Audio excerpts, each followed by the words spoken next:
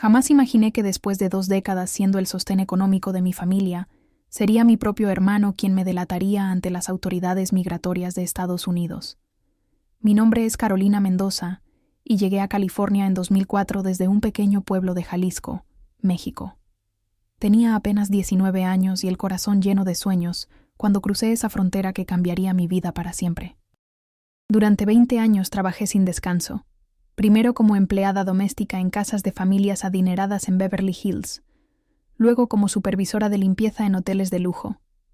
Cada dólar que ganaba tenía un destino claro: mi familia en México, mi hermano Roberto, 5 años menor que yo, mis padres envejeciendo en el rancho familiar, y mi hermana menor Esperanza con sus 3 hijos pequeños. Todos dependían de las remesas que enviaba religiosamente cada mes. Los primeros años fueron devastadores. Compartía un cuarto diminuto con otras 4 mujeres en East LA, trabajaba 18 horas diarias entre 3 empleos diferentes y apenas dormía 4 horas cada noche. Pero cada sacrificio valía la pena cuando recibía las llamadas de agradecimiento de mi familia, cuando veía las fotos de Roberto graduándose de la preparatoria con el uniforme que yo había pagado, o cuando mi madre me contaba que por fin habían podido arreglar el techo de la casa. Si conoces una historia similar o has vivido algo parecido, déjame saber en los comentarios de qué país me estás viendo, porque esta traición que viví podría sucederle a cualquier inmigrante que sacrifica todo por su familia. Durante años mantuve una rutina inquebrantable. Me levantaba a las 5 de la mañana para llegar puntual a mi primer trabajo en una mansión de Bel Air, donde limpiaba cada rincón de una casa de 10 habitaciones. La señora Patterson, mi jefa, era exigente pero justa. Valoraba mi dedicación y puntualidad, algo que me llenaba de orgullo profesional. Después del mediodía corría al hotel donde trabajaba en el turno de tarde, supervisando a un equipo de 12 empleadas de limpieza. Las llamadas con mi familia eran el motor que me mantenía en pie. Roberto siempre tenía planes ambiciosos. Primero quería estudiar ingeniería, luego cambió a administración de empresas. Yo pagué cada semestre, cada libro, cada proyecto que necesitaba para la universidad. Mis padres, don Aurelio y doña Carmen, me aseguraban que estaban orgullosos de tener una hija tan trabajadora y responsable. «Eres nuestra bendición, Carolina», me decía mi madre entre lágrimas cada vez que le confirmaba el envío de dinero. Mi hermana Esperanza tenía apenas 17 años cuando quedó embarazada por primera vez. El padre de sus hijos desapareció cuando supo la noticia, dejándola sola con la responsabilidad. Sin dudarlo, me hice cargo de todos los gastos médicos, la ropa del bebé, los pañales, la fórmula infantil. Cuando llegaron los otros 2 niños, mi responsabilidad financiera se triplicó, pero nunca me quejé. Era mi familia, y había prometido cuidar de ellos cuando salí del pueblo. Con el tiempo logré estabilizarme un poco más. En 2010 conseguí un apartamento propio, modesto pero limpio, en un barrio tranquilo de Los Ángeles. Por primera vez en 6 años tenía privacidad y un espacio que podía llamar mío. Enviar dinero a México se había convertido en una segunda naturaleza para mí. Cada 15 días, sin falta, iba a la casa de cambios y transfería entre $500 y $800. A veces más, cuando había emergencias médicas o gastos escolares inesperados. Llevaba un cuaderno pequeño donde anotaba cada envío, cada fecha, cada cantidad. Era mi forma de mantener control sobre un sacrificio que crecía mes tras mes. Roberto se graduó de la universidad en 2015, con honores, gracias al dinero que yo había enviado durante 5 años para costear su educación. La ceremonia de graduación fue transmitida por videollamada. Lloré de felicidad viendo a mi hermano menor recibir su título, sabiendo que mi esfuerzo había dado frutos. Él me prometió que pronto conseguiría un buen trabajo y que yo podría dejar de enviar tanto dinero. «Ahora me toca a mí cuidar de la familia», me dijo con una sonrisa que me llenó de esperanza. Sin embargo, los meses pasaron y Roberto no encontraba el empleo que esperaba. El mercado laboral en nuestro pueblo era limitado y los trabajos disponibles pagaban salarios muy bajos comparados con lo que yo podía enviar desde Estados Unidos. Gradualmente, sus llamadas comenzaron a cambiar de tono. Ya no hablaba de buscar trabajo, sino de nuevos proyectos que necesitaban inversión inicial. Un pequeño negocio de venta de celulares, después una idea para montar un café internet, luego planes para comprar un taxi. Mi hermana Esperanza también tenía constantes emergencias. Los niños siempre necesitaban algo: medicinas, útiles escolares, zapatos, ropa. Cada llamada comenzaba con explicaciones detalladas sobre por qué necesitaba dinero extra ese mes. Yo escuchaba pacientemente y siempre terminaba enviando lo que me pedían. Los años pasaban y mi rutina se volvía cada vez más demandante. En 2018, la señora Patterson me ofreció un puesto de tiempo completo como administradora de su hogar, con un salario considerablemente mejor. Era una oportunidad que había esperado durante años. Por fin podría trabajar en un solo lugar, tener horarios más regulares y ganar lo suficiente para ahorrar algo para mí misma. Había comenzado a soñar con abrir mi propio negocio de limpieza, contratar empleadas y construir algo duradero. Cuando compartí la buena noticia con mi familia, las reacciones fueron mixtas. Roberto inmediatamente calculó cuánto dinero adicional podría enviar. «Qué bueno, hermana. Ahora podrás ayudarnos más», fue lo primero que dijo. No hubo felicitaciones por mi logro profesional. No hubo preguntas sobre mis planes personales. Solo expectativas sobre cómo mi nuevo salario los beneficiaría a ellos. Mi madre fue más sutil, pero igualmente directa. «Dios te está bendiciendo, mijita, para que puedas bendecir a tu familia también». Esperanza me envió por WhatsApp una lista de cosas que necesitaban los niños para el nuevo ciclo escolar. Mi padre, siempre más reservado, solo dijo: «Esperamos que no se te olvide de dónde vienes y quiénes somos tu verdadera familia». A pesar de mi nuevo empleo, comencé a sentir una presión extraña que nunca había experimentado antes. Era como si mi éxito profesional hubiera aumentado automáticamente las expectativas de mi familia. Los envíos de $500 ya no eran suficientes. Ahora esperaban 800, luego 1000. Cuando enviaba menos, las llamadas se volvían más largas, llenas de explicaciones sobre gastos urgentes y situaciones imprevistas. En 2019, decidí tomar unas vacaciones después de 15 años sin descanso. Había ahorrado lo suficiente para viajar a Europa por 2 semanas, algo que siempre había soñado hacer. Era mi primera vez fuera de Estados Unidos desde que llegué, mi primer capricho personal después de tanto sacrificio. Cuando les conté a mis padres sobre el viaje, el silencio al otro lado del teléfono fue incómodo.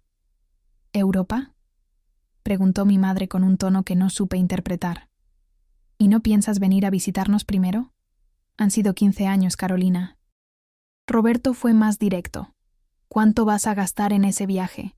Ese dinero podría servir para muchas cosas aquí en casa». Esperanza agregó que sus hijos preguntaban constantemente por qué su tía nunca venía a visitarlos. La culpa comenzó a carcomerse por dentro. Cancelé el viaje a Europa y en su lugar compré boletos para toda la familia para que pudieran visitarme en Los Ángeles. Pensé que sería una buena alternativa. Ellos conocerían dónde vivía y trabajaba, y yo podría mostrarles mi vida sin tener que lidiar con la documentación necesaria para viajar a México. Sin embargo, conseguir las visas de turista para mi familia resultó más complicado de lo esperado. Después de 2 meses de trámites y múltiples citas en el consulado, solo mi madre logró obtener la visa. Roberto y Esperanza fueron negados por falta de lazos suficientes con México. Ironía suprema considerando que yo había sido su sostén económico durante años. Cuando mi madre llegó a Los Ángeles, pude ver en sus ojos una mezcla de orgullo y sorpresa. Mi apartamento, aunque modesto para los estándares estadounidenses, era considerablemente mejor que la casa familiar en México. «Has progresado mucho, mijita», me dijo, pero había algo en su tono que me preocupó. Durante la visita de mi madre comencé a notar cambios sutiles en las conversaciones familiares. Cuando Roberto llamaba, ya no preguntaba cómo estaba yo o qué tal mi trabajo. Sus llamadas se centraban exclusivamente en necesidades financieras cada vez más específicas. Necesitaba dinero para arreglar su motocicleta, luego para hacer mejoras a la casa, después para ayudar a un amigo que tenía problemas. Las cantidades solicitadas fueron aumentando gradualmente. Mi madre, Durante su estadía, hizo comentarios que me quedaron grabados. «Tu hermano está frustrado», me dijo una tarde mientras preparábamos la cena. «Ve que tú vives bien aquí mientras él sigue batallando allá. A veces dice que no es justo que te hayas llevado todas las oportunidades». Intenté explicarle que mi vida no era tan fácil como parecía, que trabajaba más horas de las que ella imaginaba, que cada dólar que ganaba tenía que ser cuidadosamente administrado. Esperanza también comenzó a mostrar una actitud diferente. Sus mensajes por WhatsApp se volvieron más demandantes, menos agradecidos. Ya no me enviaba fotos de los niños sonriendo con la ropa nueva que yo había comprado. En cambio, me mandaba fotos de otros niños del pueblo con zapatos mejores, uniformes más bonitos, juguetes más caros. «Mira cómo visten los hijos de la comadre María», me escribía. «Ella también tiene familia en Estados Unidos». El dinero que enviaba comenzó a ser insuficiente sin importar la cantidad. Cuando mandaba $500, necesitaban 700. Cuando enviaba 800, surgían gastos imprevistos que requerían 1000. Era una espiral sin fin que comenzó a afectar mi estabilidad emocional y financiera. El año 2020 trajo consigo la pandemia y con ella nuevas presiones económicas. Mi trabajo se vio afectado, ya que muchas familias redujeron el personal doméstico durante los confinamientos. Mis ingresos disminuyeron considerablemente, pero las necesidades de mi familia en México parecían multiplicarse. Roberto me explicó que la situación económica en el pueblo era desesperante, que no había trabajo y que todos dependían del dinero que yo enviaba. Durante los primeros meses de la pandemia, mantuve los envíos regulares a costa de mis propios ahorros. Tenía que elegir entre comprar comida suficiente para mí o mantener las transferencias a México. Varias veces opté por comer una sola comida al día para no decepcionar a mi familia. La presión psicológica era inmensa. Cada llamada comenzaba con descripciones detalladas de sus dificultades, de los niños que preguntaban por qué no podían comprar algo, de mi padre enfermándose por la preocupación. En julio de 2020, les expliqué que necesitaba reducir temporalmente los envíos debido a mi situación laboral. La reacción fue inmediata y dolorosa. Roberto me gritó por teléfono que me había vuelto egoísta, que había olvidado mis raíces. «Te crees muy gringa ya», me dijo con una crueldad que nunca había escuchado de él. «Pero no se te olvide que sin nosotros no eres nada». Esperanza fue igualmente hiriente. Me envió mensajes acusándome de abandonar a mis sobrinos, de preferir mi comodidad personal sobre el bienestar de la familia. «Los niños lloran porque no entienden por qué su tía ya no los quiere», me escribió. Mis padres, aunque más diplomáticos, me hicieron sentir culpable recordándome todos los sacrificios que habían hecho por mí cuando era niña. A finales de 2020, las cosas comenzaron a mejorar laboralmente. La señora Patterson me ofreció una posición adicional supervisando las propiedades de sus hijos adultos, lo que significaba un aumento sustancial en mis ingresos. Por primera vez en meses pude respirar financieramente y retomar los envíos regulares a México. Pensé que la crisis había pasado y que podríamos volver a la normalidad. Sin embargo, cuando informé a mi familia sobre mi mejoría económica, sus expectativas se dispararon nuevamente. Roberto había estado haciendo planes durante los meses difíciles, planes que ahora esperaba que yo financiara completamente. Quería abrir un negocio de venta de autos usados y necesitaba $15,000 para comenzar. «Es nuestra oportunidad de ser independientes», me dijo. «Con este negocio podré mantenernos a todos y tú ya no tendrás que enviar dinero». La idea me ilusionó inicialmente. La posibilidad de que Roberto se volviera autosuficiente significaría que después de 16 años enviando dinero, finalmente podría concentrarme en mis propios planes. Comencé a considerar seriamente la inversión. Incluso contacté a la señora Patterson para pedirle un préstamo contra mi salario futuro. Esperanza también tenía planes. Quería mudarse a una casa más grande porque los niños estaban creciendo y necesitaban más espacio. El costo sería de $8,000 entre el enganche y los primeros meses de renta. Mis padres necesitaban arreglos urgentes en el techo de la casa porque las lluvias habían causado filtraciones. Cada necesidad parecía legítima por separado, pero juntas representaban una suma que jamás había manejado. Durante las primeras semanas de 2021, mientras calculaba cómo reunir el dinero que mi familia necesitaba, comencé a tener dudas. Algo en las conversaciones telefónicas no me tranquilizaba completamente. Roberto sonaba demasiado seguro de sí mismo para alguien que supuestamente había estado desesperado económicamente. Esperanza mencionaba gastos y planes con una naturalidad que contrastaba con las urgencias dramáticas de meses anteriores. Decidí contactar a mi prima Leticia, quien vivía en el pueblo vecino, y mantenía amistad con mi familia. Le pedí discretamente que visitara a mis padres con algún pretexto y me diera su impresión sobre la situación real. Lo que me contó me dejó helada. Roberto tenía un negocio pequeño de venta de refacciones que había comenzado meses atrás, sin decirme nada. Esperanza vivía en una casa nueva, más grande que la anterior, y los niños iban a una escuela privada del pueblo. «Tu familia está mejor de lo que parece», me dijo Leticia con cuidado. «Roberto maneja dinero, tiene su negocio funcionando. Esperanza presume que tú le mandas para todo lo que necesita, pero cuando hablan de ti…» Hizo una pausa incómoda. «A veces dicen cosas que no me gustan escuchar». Le pedí que fuera más específica. «Roberto dice que tú le debes todo lo que tienes a la familia, que sin el apoyo emocional de ellos nunca habrías podido triunfar allá. Esperanza comenta que es justo que mantengas a los niños porque tú nunca tuviste hijos, y ellos son lo más cercano a nietos que tendrán tus padres. Hablan de tu dinero como si fuera dinero de todos». Esa revelación me golpeó como un puño en el estómago. Durante años había asumido que mi familia valoraba mi sacrificio y mi trabajo. Descubrir que lo veían como una obligación natural, como algo que me debía a ellos simplemente por existir, me llenó de una confusión profunda. Decidí confrontar a Roberto directamente durante nuestra siguiente llamada. Le pregunté sobre el negocio de refacciones que Leticia había mencionado. Hubo un silencio incómodo antes de que admitiera que efectivamente tenía algo pequeño funcionando, pero que las ganancias eran mínimas y no suficientes para mantener a la familia. Cuando le pregunté por qué no me había contado sobre esta iniciativa, se puso defensivo. «No es nada importante», me dijo. «Además, ¿para qué preocuparte con detalles cuando ya tienes tus propias responsabilidades?». Su tono me molestó profundamente.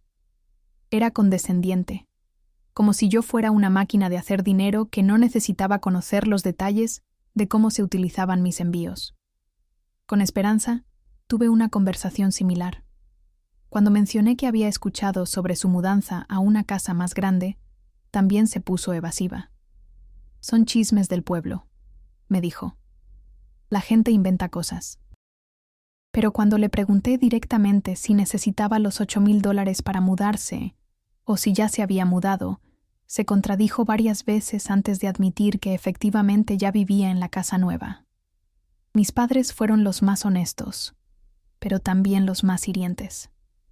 Mi madre me explicó que habían decidido no contarme todos los detalles de sus vidas, porque no querían que me sintiera excluida. «Tú estás muy lejos, mijita», me dijo.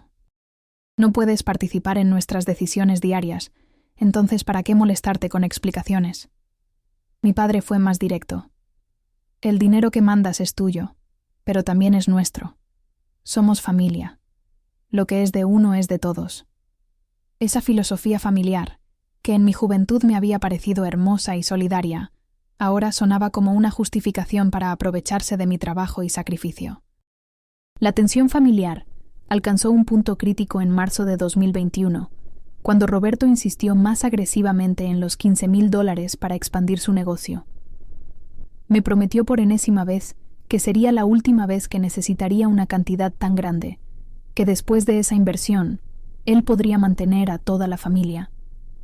Sus argumentos sonaban ensayados, como un discurso que había perfeccionado para manipular mis emociones. Por primera vez en 17 años, me negué rotundamente a enviar una suma tan grande de una sola vez. Le expliqué que necesitaba tiempo para planificar una inversión de esa magnitud, que quería ver un plan de negocios detallado, que necesitaba garantías de que el dinero sería utilizado específicamente para lo que me decía. Mi negativa desató una reacción que jamás esperé de mi hermano menor. Roberto explotó en una furia que me dejó temblando. Me gritó que me había vuelto desconfiada y tacaña, que había perdido el amor por mi familia. «¿Qué te hemos hecho nosotros para que ahora nos trates como extraños?», me gritó por teléfono. «Te hemos dado nuestro amor incondicional durante todos estos años y ahora nos das la espalda por dinero». Lo que más me dolió fueron sus acusaciones sobre mi carácter. Me dijo que vivir en Estados Unidos me había vuelto fría y calculadora, que había adoptado la mentalidad individualista de los gringos. «Ya no eres mexicana», me espetó. «Te convertiste en una extranjera para tu propia familia». Después de esa llamada lloré durante horas. Me sentía culpable, confundida y profundamente herida. ¿Era cierta su acusación? Me había vuelto egoísta después de años de sacrificio. ¿Tenían derecho a esperar que les diera todo sin hacer preguntas? Esperanza tomó un enfoque diferente, pero igualmente manipulativo. En lugar de gritarme como Roberto, adoptó el papel de víctima dolida. Me envió mensajes llenos de tristeza diciendo que no entendía por qué había cambiado tanto, por qué ya no confiaba en mi familia. «Los niños preguntan por ti todos los días», me escribió. «Le digo que su tía está muy ocupada, pero la verdad es que ya no sé qué decirles». Me mandó fotos de mis sobrinos con caras tristes, mensajes de audio donde ellos preguntaban cuándo vendría a visitarlos. Era una estrategia emocional devastadora porque sabía exactamente dónde atacar. Mi amor por esos niños que había ayudado a criar desde la distancia. Cada foto, cada mensaje de voz, era como una puñalada en el corazón. Mis padres intentaron mediar, pero su mediación consistía principalmente en pedirme que cediera a las demandas de mis hermanos. «Son tus hermanos», me recordaba mi padre. «La sangre es más importante que el dinero». Mi madre añadía: «Tú siempre has sido la más responsable, la más generosa. No cambies ahora que todos te necesitamos». Durante semanas viví en una agonía emocional constante. No dormía bien, no podía concentrarme en mi trabajo, lloraba sin razón aparente. La señora Patterson notó mi estado y me preguntó si todo estaba bien. Por primera vez en años, le conté parcialmente sobre mi situación familiar. Su reacción me sorprendió. «Carolina», me dijo con una suavidad maternal, «¿cuándo fue la última vez que tu familia preguntó por tu bienestar sin mencionar dinero?». La pregunta me golpeó como un rayo. No podía recordar una sola conversación reciente donde mis hermanos hubieran mostrado interés genuino en mi vida personal, mi salud, mis sentimientos, mis sueños. En abril de 2021, decidí tomar un descanso temporal de las llamadas familiares para aclarar mi mente. Le dije a mi familia que estaba pasando por un periodo difícil laboralmente y que necesitaba concentrarme en resolver algunos problemas personales.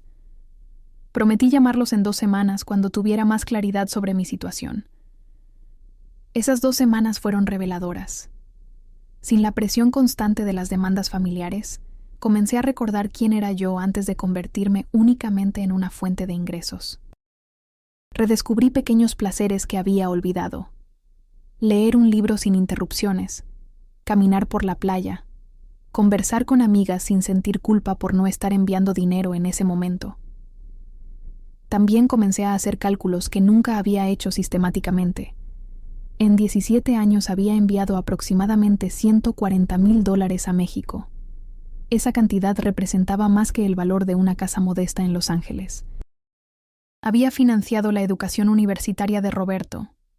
Había mantenido a 3 niños durante años. Había pagado emergencias médicas, mejoras del hogar, vehículos, vacaciones familiares de las que yo nunca había participado. Cuando las 2 semanas terminaron y reanudé el contacto, inmediatamente noté que las primeras preguntas de Roberto y Esperanza no fueron sobre mi bienestar, sino sobre cuándo reanudaría los envíos regulares de dinero. ¿Ya resolviste tus problemas?, me preguntó Roberto. Porque acá seguimos necesitando tu apoyo. La falta total de interés en mi estado emocional o mis dificultades personales me confirmó lo que la señora Patterson había insinuado. Para mi familia, yo era valiosa únicamente por mi capacidad de generar y compartir ingresos. Mi valor como persona, como hermana, como hija, estaba completamente subordinado a mi utilidad económica. En mayo de 2021, tomé una decisión que cambiaría todo para siempre.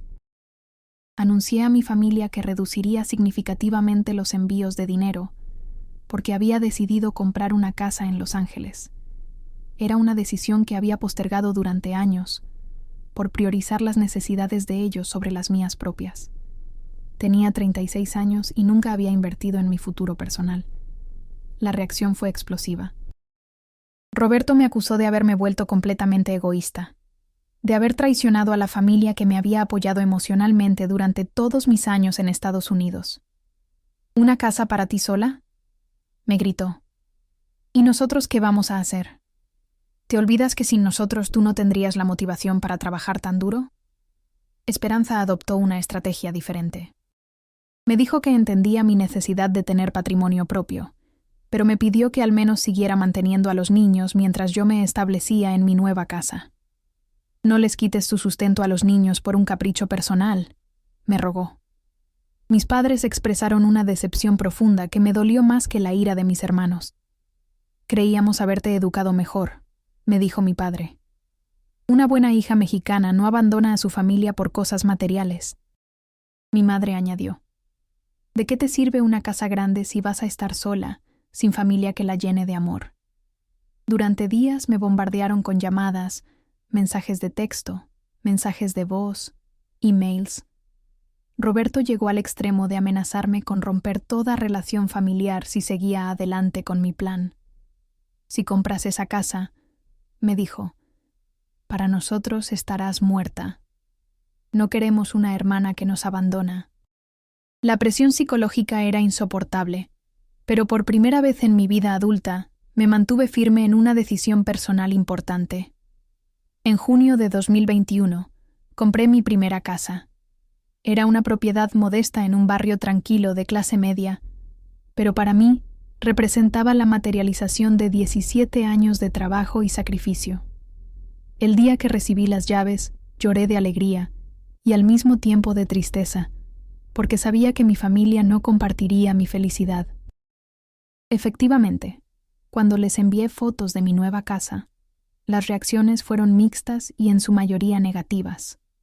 Roberto comentó sarcásticamente que me veía muy orgullosa de mis logros materialistas, mientras mi familia pasa necesidades. Esperanza me preguntó si la casa tenía habitaciones suficientes para cuando ellos fueran a visitarme, asumiendo automáticamente que mi patrimonio también les pertenecía. Solo mi prima Leticia me felicitó genuinamente. «Te lo mereces», me dijo por teléfono. «Has trabajado más que cualquier persona que yo conozca». Su apoyo me dio fuerzas para mantenerme firme en mis decisiones. Durante el verano, reduje los envíos a $300 mensuales, suficientes para ayudar con gastos básicos, pero no para financiar lujos o proyectos ambiciosos. La reacción de mi familia fue predecible. Acusaciones de abandono, chantajes emocionales, intentos de manipulación usando a los niños como herramientas de presión. Roberto intensificó sus ataques personales. Me acusó de haberme americanizado completamente, de haber perdido mis valores mexicanos de solidaridad familiar. «Ya no eres nuestra hermana», me dijo durante una llamada particularmente cruel. «Eres una extraña que casualmente tiene nuestra sangre». Sus palabras me lastimaron profundamente, pero también me liberaron de una manera extraña. Si después de 17 años de sostenerlos económicamente, mi valor como hermana dependía únicamente de continuar haciéndolo, entonces nunca había sido realmente valorada como persona. El otoño de 2021 trajo consigo un periodo de relativa paz. Mi familia había aceptado a regañadientes la reducción en los envíos, pero las llamadas se habían vuelto frías y distantes. Roberto me hablaba solo cuando necesitaba algo específico. Esperanza limitaba nuestras conversaciones a temas relacionados con los niños, y mis padres mantenían un tono de decepción constante que me hacía sentir culpable cada vez que hablábamos. Durante estos meses me concentré en establecerme en mi nueva casa y en redescubrir mi identidad más allá de mi papel como proveedora familiar. Comencé a hacer amigas en mi vecindario, me uní a un grupo de senderismo los fines de semana, empecé a tomar clases de inglés avanzado para mejorar mis perspectivas laborales. Por primera vez en años tenía dinero disponible para pequeños lujos personales. Salir a cenar ocasionalmente, comprar ropa nueva, renovar mi apartamento. Estos gastos, aunque modestos, me generaban una culpa extraña. Había condicionado mi mente durante tanto tiempo a priorizar las necesidades familiares que gastar dinero en mí misma se sentía como un acto de traición. En noviembre recibí una llamada inesperada de Leticia. Su voz sonaba preocupada. «Carolina, necesito contarte algo importante», me dijo. «He estado escuchando conversaciones preocupantes sobre ti. Roberto ha estado hablando con gente del pueblo, quejándose de que lo abandonaste después de que él sacrificó su juventud cuidando a tus padres mientras tú estabas en Estados Unidos. Lo que me contó después me heló la sangre. Roberto había comenzado a construir una narrativa completamente distorsionada de nuestra historia familiar. Según su versión, él había sido el verdadero sacrificado, quedándose en México para cuidar a nuestros padres mientras yo disfrutaba de la vida fácil en Estados Unidos.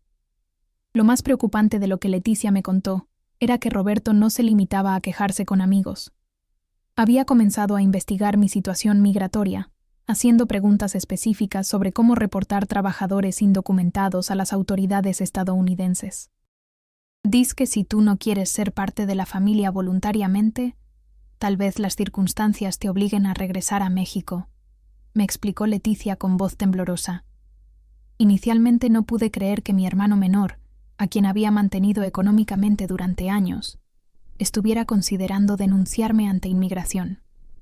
Parecía una traición tan extrema, tan cruel, que mi mente se resistía a aceptar la posibilidad.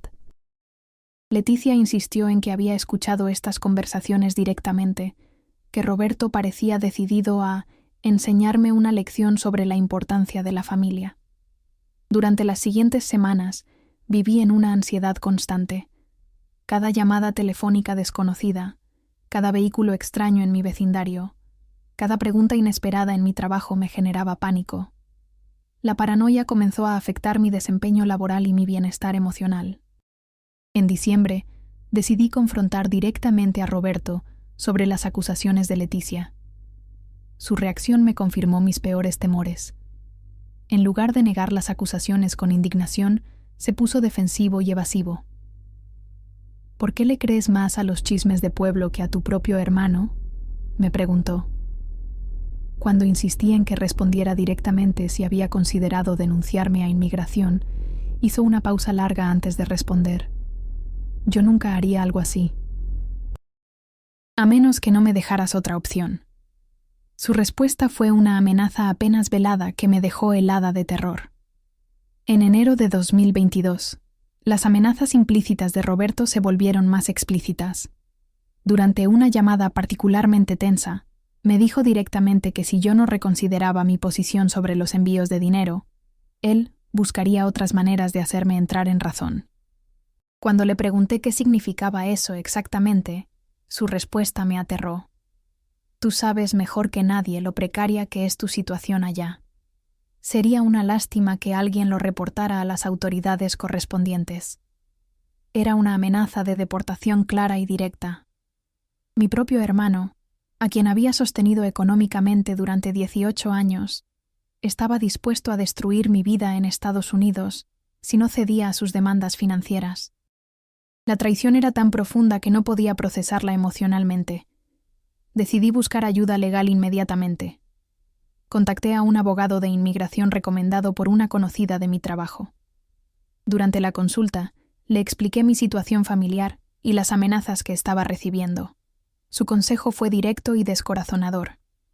Si su hermano sabe detalles específicos sobre su situación migratoria y dónde trabaja, una denuncia de él sería muy peligrosa para usted. El abogado me explicó que las denuncias familiares eran particularmente efectivas, porque incluían información detallada y verificable. Roberto conocía mi nombre completo, fecha de nacimiento, lugar de trabajo, dirección exacta, y la cronología completa de mi entrada al país. Es exactamente el tipo de información que inmigración necesita para procesar una deportación rápida, me dijo. Esa noche no pude dormir. La posibilidad de perder todo lo que había construido durante 18 años, mi casa, mi trabajo Mi vida en Estados Unidos, por la venganza de mi hermano menor, me parecía una pesadilla imposible de la cual no podía despertar. En febrero de 2022, Roberto hizo efectiva su amenaza. Recibí una llamada de la señora Patterson un martes por la mañana. Su voz sonaba tensa y preocupada. «Carolina, necesito verte inmediatamente en mi oficina», me dijo. «Ha habido una denuncia anónima sobre tu situación migratoria. Alguien contactó a las autoridades proporcionando información muy específica sobre ti. Mi mundo se desmoronó en ese momento. Después de 18 años de trabajo impecable, de lealtad inquebrantable, de sacrificar mi vida personal por mi familia, mi propio hermano me había entregado a las autoridades migratorias. La traición era tan cruel que no podía procesar completamente lo que estaba sucediendo.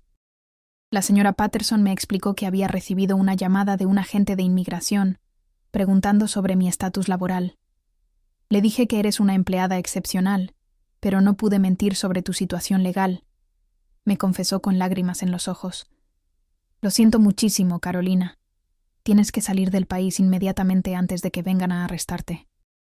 Esa tarde empaqué mis pertenencias más importantes en 2 maletas, cerré mi cuenta bancaria y me despedí de la vida que había construido durante casi 2 décadas. La señora Patterson me dio una carta de recomendación y un sobre con $3,000 en efectivo.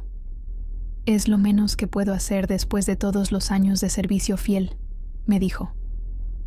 Antes de partir hacia la frontera, hice una última llamada a Roberto. Cuando contestó el teléfono, no mostró sorpresa de escuchar mi voz. «¿Ahora sí estás lista para hablar como familia?», me preguntó con una frialdad que me heló la sangre. A veces las lecciones difíciles son necesarias para recordar lo que realmente importa en la vida. «¿Fuiste tú quien me denunció?», le pregunté directamente a Roberto, aunque ya conocía la respuesta. Su silencio inicial fue más revelador que cualquier confesión. Finalmente respondió con una voz que intentaba justificar lo injustificable. «Hice lo que tenía que hacer para que entendieras la importancia de la familia. Tú nos abandonaste primero». La conversación que siguió me mostró el nivel de manipulación mental que Roberto había desarrollado para justificar su traición. Según su lógica distorsionada, yo era la villana por haber reducido los envíos de dinero, y él era el héroe por enseñarme una lección que me obligaría a regresar a México y a mis responsabilidades familiares. «Ahora podrás estar cerca de nosotros otra vez», me dijo como si me hubiera hecho un favor. «Ya no tendrás que preocuparte por trabajar tanto. Estarás con tu familia, que es donde siempre debiste estar». Su tono era el de alguien que genuinamente creía que destruir mi vida había sido un acto de amor fraternal. Le colgué el teléfono y lloré durante 3 horas seguidas. No eran solo lágrimas de tristeza por perder mi vida en Estados Unidos, sino lágrimas de duelo por la familia que creía tener pero que nunca existió realmente. La persona que me había criado, a quien había protegido y mantenido durante años, había sido capaz de traicionarme de la manera más cruel posible. Esa noche, en un motel cerca de la frontera, escribí una carta que nunca envié.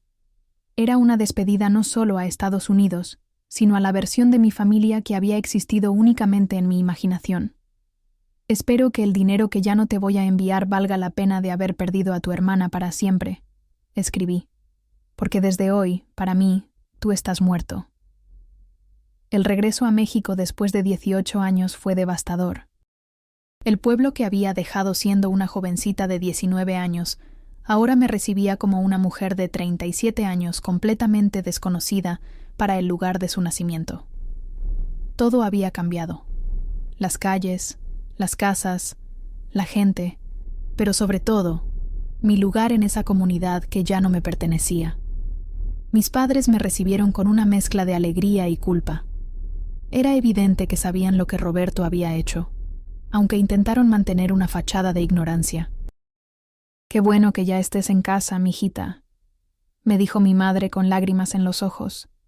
«Aunque las circunstancias no sean las mejores, Dios quería que regresaras con nosotros». La casa familiar se sentía extrañamente pequeña después de años viviendo en mi propia casa en Los Ángeles. Mi antigua habitación había sido convertida en bodega, llena de cosas que Roberto había comprado con el dinero que yo había enviado durante años. Tuve que dormir en un colchón en la sala durante las primeras semanas mientras encontraba un lugar propio. Roberto evitó verme durante los primeros días después de mi llegada. Cuando finalmente nos encontramos cara a cara en la cocina de la casa familiar, la tensión era palpable. Intentó actuar como si nada hubiera pasado, como si mi deportación hubiera sido una casualidad desafortunada y no el resultado directo de su denuncia. «Ya estás aquí», me dijo con una sonrisa forzada. «Ahora podemos ser una familia completa otra vez». Su capacidad para distorsionar la realidad me dejó sin palabras. En su mente, destruir mi vida había sido un favor que me había hecho, una forma de rescatarme de una existencia que él consideraba vacía y egoísta. Durante las primeras semanas en México, intenté encontrar trabajo en el pueblo o en ciudades cercanas. Sin embargo, después de 18 años fuera del país, mis habilidades laborales no se traducían fácilmente al mercado mexicano. Los empleadores locales veían mi experiencia en Estados Unidos con desconfianza, como si hubiera estado jugando en lugar de trabajando profesionalmente. Los únicos trabajos disponibles pagaban salarios que representaban menos del 10% de lo que ganaba en Los Ángeles. Después de años administrando casas de lujo y supervisando equipos de empleadas, me ofrecían trabajos de limpieza básica por $200 al día. La disparidad económica me golpeó como una bofetada de realidad. Esperanza intentó reanudar nuestra relación como si nada hubiera pasado. Me visitaba regularmente con los niños, esperando que reanudara mi papel de tía generosa que compraba regalos y ayudaba con gastos escolares. Cuando le expliqué que mi situación económica había cambiado completamente, su actitud se volvió fría y distante. «Pensé que habías ahorrado dinero durante todos esos años», me dijo con decepción evidente. «¿Para qué trabajaste tanto si no tienes nada que mostrar?». Su pregunta reveló lo poco que había entendido mi sacrificio. Todo lo que había ganado lo había compartido con ellos, y la casa que había comprado había sido vendida de emergencia para pagar los gastos legales de mi situación migratoria. Los niños, ahora adolescentes, apenas me recordaban. Los pequeños que había ayudado a criar desde la distancia eran prácticamente extraños que me veían con curiosidad, pero sin el cariño que yo había imaginado durante años. El lazo emocional que creía haber mantenido con ellos había sido una ilusión creada por la distancia y el dinero. 6 meses después de mi regreso forzado a México, logré establecer un pequeño negocio de repostería desde casa. Mis habilidades culinarias, desarrolladas durante años trabajando en cocinas estadounidenses, me permitieron crear productos que tuvieron buena aceptación en el pueblo. No era la vida que había planeado, pero al menos me daba independencia económica y cierta dignidad profesional. Roberto intentó acercarse varias veces durante este periodo, buscando restablecer nuestra relación familiar. Sus aproximaciones siempre incluían justificaciones sobre por qué había hecho lo que hizo. «Solo quería que regresaras a casa», me decía repetidamente. «Estados Unidos te estaba cambiando, te estaba alejando de nosotros». Durante una de estas conversaciones, le pregunté directamente si entendía la magnitud de lo que había destruido. «¿Sabes que perdí mi casa, mi trabajo, mi vida entera por tu denuncia?» Su respuesta me confirmó que nunca comprendería realmente el daño que había causado. «Pero ahora estás con tu familia verdadera. Eso vale más que cualquier casa o trabajo». Mis padres nunca condenaron explícitamente las acciones de Roberto, aunque era evidente que se sentían incómodos con lo sucedido. Su silencio fue otra forma de traición. Al no tomar una posición clara contra lo que Roberto había hecho, implícitamente lo apoyaron.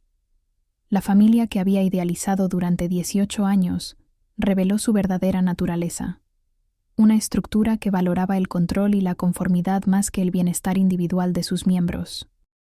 Si has vivido una traición familiar similar, o conoces a alguien que ha sacrificado todo por familiares que no valoraron su esfuerzo, comparte tu historia en los comentarios. Es importante que estas experiencias se conozcan para ayudar a otros inmigrantes que enfrentan situaciones similares. Hoy, 2 años después de mi regreso forzado a México, he logrado reconstruir una vida completamente nueva.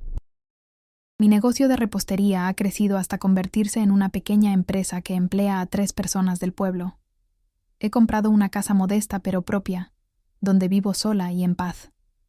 Es una existencia diferente a la que había planeado, pero es auténticamente mía. La relación con mi familia cambió para siempre. Mantengo contacto mínimo con mis padres por respeto a su edad, pero no he vuelto a hablar con Roberto desde hace un año. Esperanza y yo intercambiamos saludos cordiales cuando nos encontramos en el pueblo, pero la confianza y el cariño genuino se perdieron definitivamente. Los niños que ayudé a criar me ven como una tía lejana, no como la figura materna a distancia que había sido durante años. El dolor de la traición se ha transformado gradualmente en una especie de liberación inesperada. Por primera vez en mi vida adulta, cada peso que gano es para mí. Cada decisión que tomo está basada en mis propios deseos y necesidades, no en las expectativas o demandas de otros. Es una libertad que nunca había experimentado, ni siquiera en Estados Unidos. He aprendido que el amor familiar verdadero no debería incluir chantaje emocional, manipulación financiera o amenazas de destrucción personal. Una familia que realmente te ama, celebra tus logros, respeta tus decisiones y te apoya en los momentos difíciles sin condiciones. Lo que yo tenía era una familia que me veía como un recurso económico, no como una persona digna de amor incondicional. Mi historia no es única. Miles de inmigrantes enfrentan traiciones similares de las familias que sostienen económicamente desde la distancia. Si te identificas con mi experiencia, te invito a suscribirte y compartir tu propia historia en los comentarios. A veces me preguntan si me arrepiento de haber enviado dinero a mi familia durante tantos años, si considero que fue un error sacrificar tanto por personas que finalmente me traicionaron. La respuesta es compleja. No me arrepiento de haber actuado con generosidad y amor familiar, pero sí me arrepiento de haber ignorado las señales de que ese amor no era correspondido genuinamente. El error no fue ser una hija y hermana generosa. El error fue permitir que mi valor como persona se definiera únicamente por mi capacidad de enviar dinero.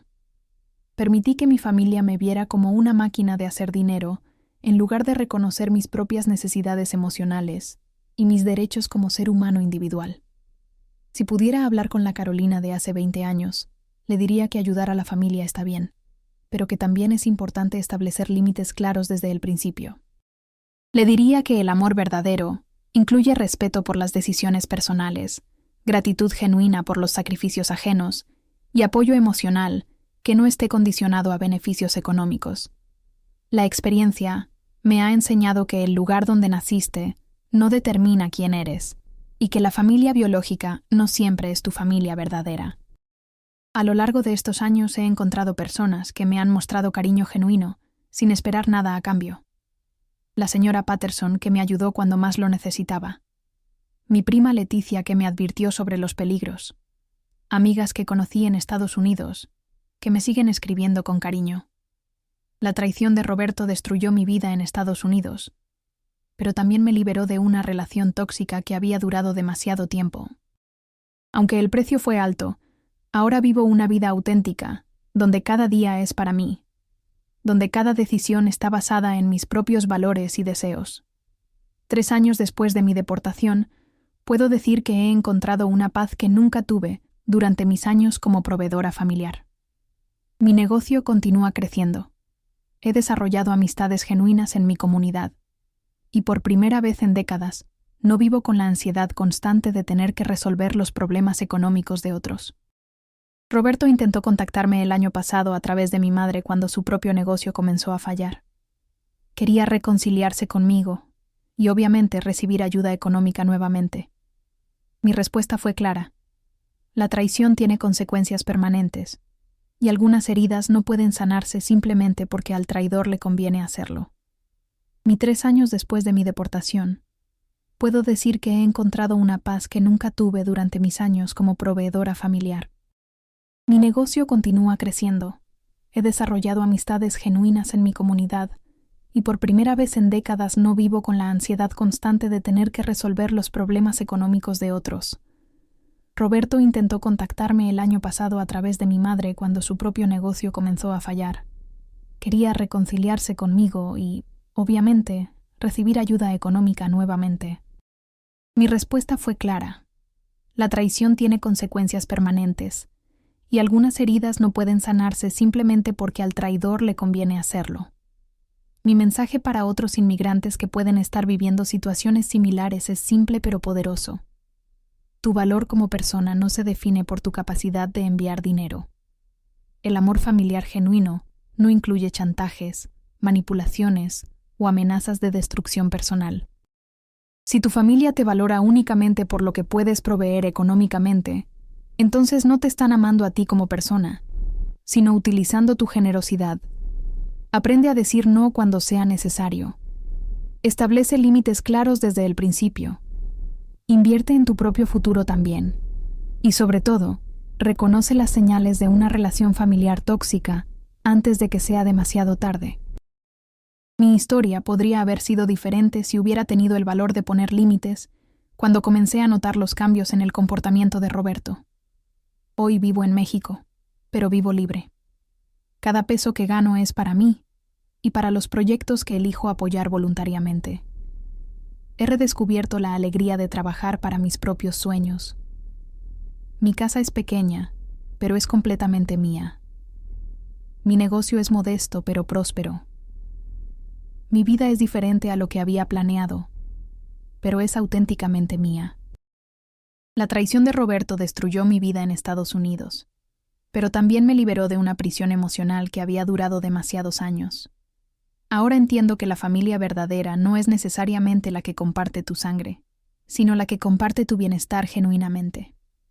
Si mi historia te ha conmovido o identificas situaciones similares, te invito a suscribirte al canal y compartir tu experiencia en los comentarios.